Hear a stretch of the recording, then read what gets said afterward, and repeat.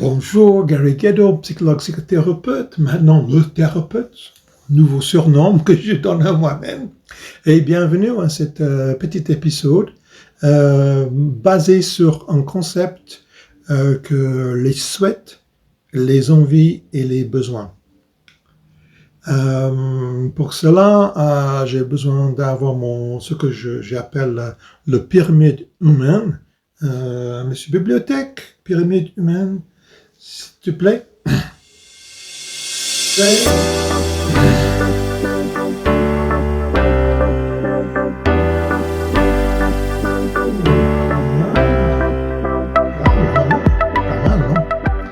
D'accord, le pyramide humaine que vous pouvez constater, un côté c'est ce qu'on appelle le pyramide de Maslow, avec l'hiérarchie des besoins. On a un petit côté qui est l'esprit, les émotions et le corps. Après ça, on a je regarde. On a les chakras, pour ceux qui connaissent, le 7 chakras le plus important. Si c'est un sujet qui vous intéresse, je peux parler avec ça, ou trouver quelqu'un qui est encore plus capable que moi d'en parler. Et finalement, on a le côté qui parle de les souhaits, les envies et les besoins. Et ça, c'est un sujet assez important à réfléchir. Et je vais expliquer pourquoi. Excusez-moi, je tousse.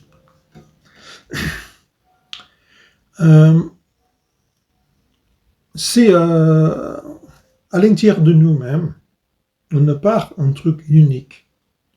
On est plutôt comme un comité. Si vous êtes fan de Vice Versa, de Pixel, Inside Out en anglais, le deuxième va sortir prochainement, ce que j'entends, et avec l'idée d'avoir des émotions qui sont en conflit. Pour moi-même, c'est pas seulement des émotions, il y a beaucoup des niveaux de logique. Nous avons la partie sérieuse, la partie fêteuse, une partie paresseuse, une partie travailleur, une partie comme le père, une partie comme le mère, une partie comme ci, c'est l'autre. Donc, vraiment, un concept de comité, ça veut dire que chaque fois, on avait une idée de faire quelque chose, on a les parties de nous qui discutent entre nous-mêmes, ce type de discussion qui arrive tout le temps. 50, 100, 200 fois par jour. Chaque fois, on fait un choix de quelque chose, un choix tout à fait basique. Je prends un café, je prends un coca, j'arrête ici, j'arrête là-bas, je travaille maintenant, j'arrête pour une pause, je prends une cigarette, je fume pas, n'importe. Ce niveau de discussion, c'est quelque chose qui arrive tout le temps et c'est tout à fait normal. J'ai une petite réflexion, on s'est dit, discuter avec soi-même, c'est normal. Disputer avec soi-même n'est pas grave, c'est seulement quand on perd la dispute avec soi-même que c'est gravissime.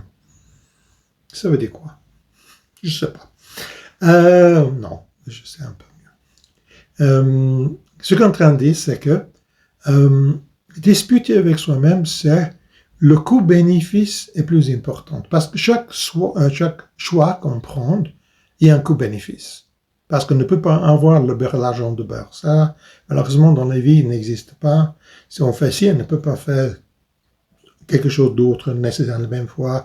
On ne peut pas utiliser l'argent pour deux choses à la fois, des choses comme ça. Donc, il y a toujours un choix. Mais la discussion, ça veut dire c'est que c'est des choix et le coût-bénéfice est léger. Comme le coût-bénéfice devient plus en plus important, dans ce moment-là, on a besoin de réfléchir beaucoup plus. Et comme c'est très important, comme se séparer entre vivre avec quelqu'un, donner congé à un travail, changer le pays, ou autre chose comme ça, des choses qui sont importantes pour la vie. Ça, c'est ce qu'on appelle un dispute avec soi-même. Parce que même, c'est important.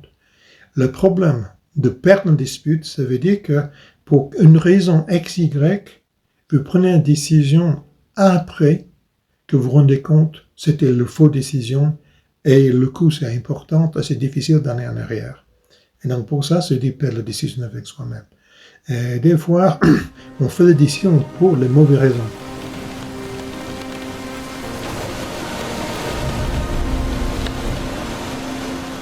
Parce que quelqu'un, vous plaît quelqu'un, ou vous vous sentez obligé, ou pour le moment, vous ne pensez pas que vous avez les finances de faire quelque chose, donc vous achetez quelque chose de moins cher, mais après, on regrette d'avoir acheté quelque chose de mauvaise qualité, des choses comme ça. Donc, ça, c'est quand même une partie de notre quotidien. Mais, dans ces concepts de discussion, de dispute avec soi-même, on a les 3 niveaux dans lesquels que j'avais quand même déjà montré. Le niveau des souhaits, le niveau de souhait quand même, c'est légère. Et donc, on ne peut pas avoir une dispute avec soi-même avec un souhait. Je veux avoir ci, je veux faire ça, je veux, mais à la fin du compte, si ça arrive, c'est un plaisir. Si ça n'arrive pas, c'est pas grave, c'est pas très important. Comme ça descend au niveau d'envie, donc même ça touche le niveau émotionnel. Vous voyez quand de l'autre côté de la pyramide, vous avez l'esprit, vous avez quand même les émotions, vous avez le corps. C'est le même type de niveau de logique, c'est que des envies, c'est un niveau émotionnel. Et donc, on a besoin des choses émotionnelles, c'est important. Mais c'est pas la vie à la mort, mais quand même, pour avoir un sentiment d'être valorisé, d'être quelqu'un d'important, d'être aimé, d'être apprécié, c'est quand même, c'est pas rien. Et nous avons aussi ces niveaux de besoins qui sont fondamentaux. La nourriture, quelque part, un endroit pour vivre, des choses comme ça. Donc, quand même, on a ces niveaux différents. Donc, en principe, en général, nous avons des discussions avec nous-mêmes dans le même niveau. Donc, je dis, c'est que j'ai envie de voir mes potes, mais j'ai envie de voir mes parents. Donc, on peut, par exemple, on peut avoir des grandes fêtes. Noël, Pâques, les anniversaires, des choses comme ça, dans lesquels cas, c'est souvent un moment familial. Mais si vous êtes en couple, vous allez avec quelle famille?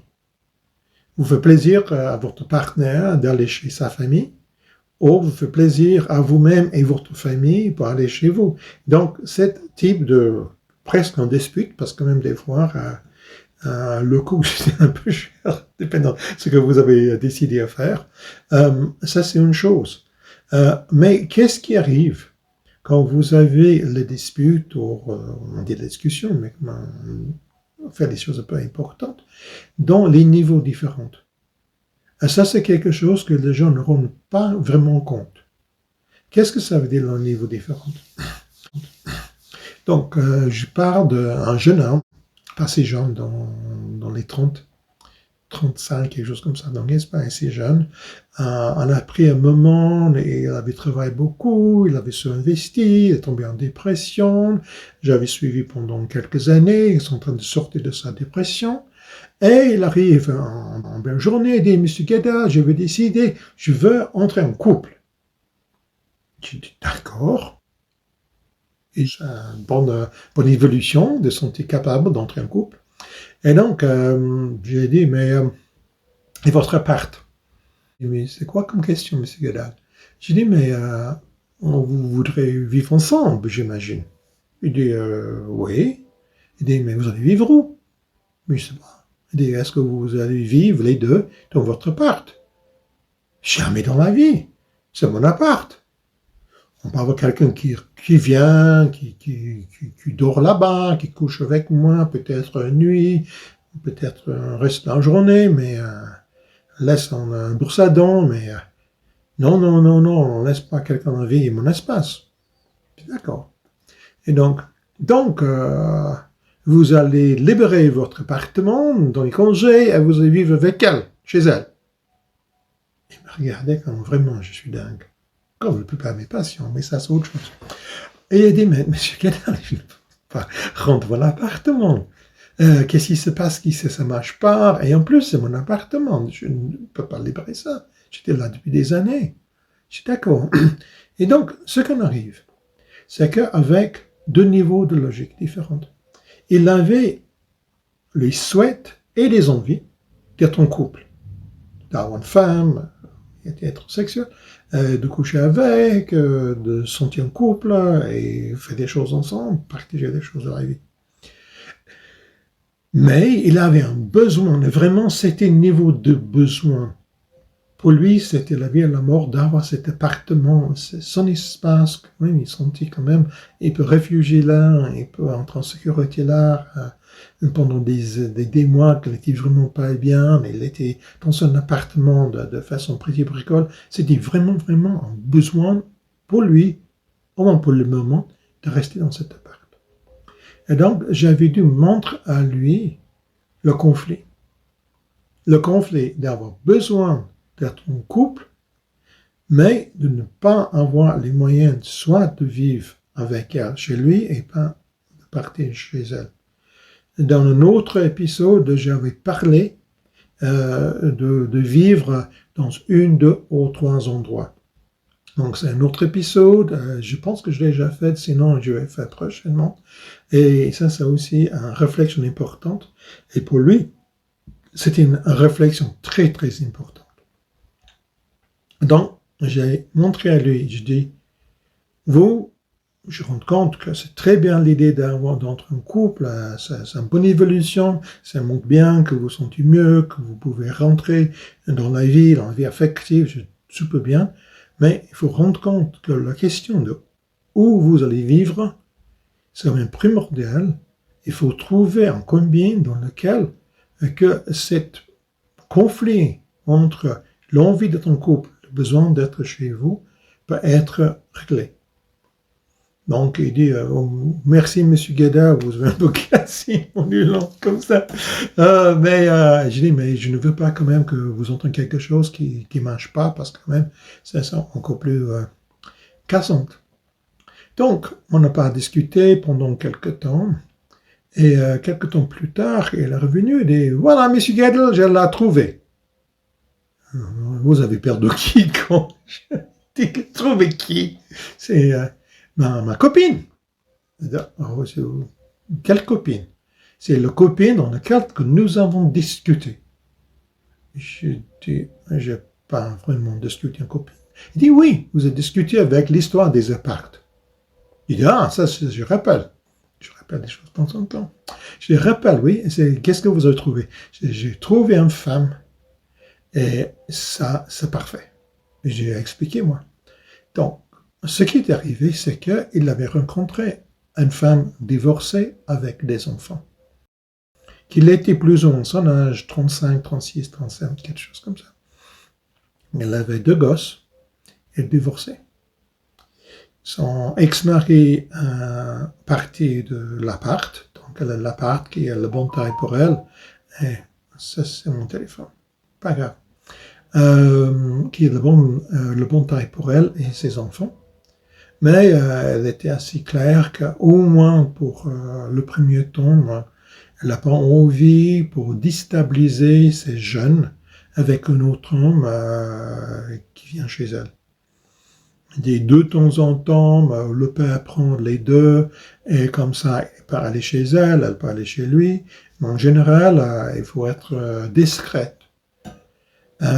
Et pour la plupart des hommes, qui pourraient être intéressés d'avoir une relation avec elle, c'est trop compliqué. Mais pour lui, c'était exactement ça. C'était parfait. Et donc, ce qu'on arrivait, c'est qu'on a trouvé un comble. On a trouvé un moyen de répondre à le besoin de garder son appartement et son envie d'être en couple.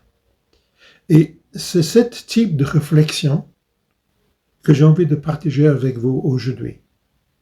Que vous pouvez avoir des envies, les besoins et les souhaits séparés, différentes, qui n'est pas tout à fait cohérentes en soi.